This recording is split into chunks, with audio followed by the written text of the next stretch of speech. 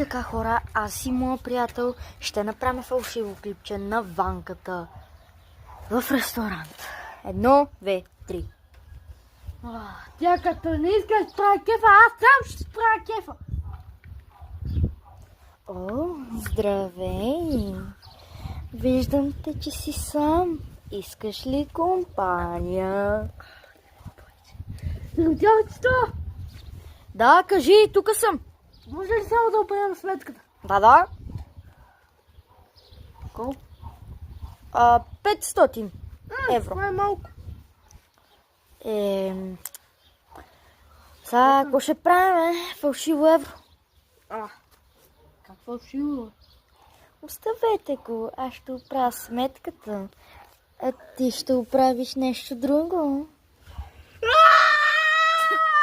Хора, това е втора част на фалшивото клипче на Ванката в ресторант. И този път аз ще го правя.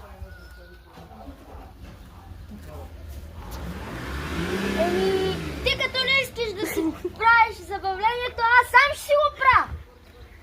Здравей, виждам, че си самотен. Искаш ли компания?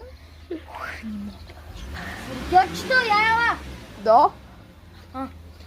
Айде да оправим сметката. Добре, 500 евро. Ето и много малко е. Ами, фалшиво евро, сега го правим. Оставете го. Аз ще оправя сметката. Ти ще оправиш нещо друго.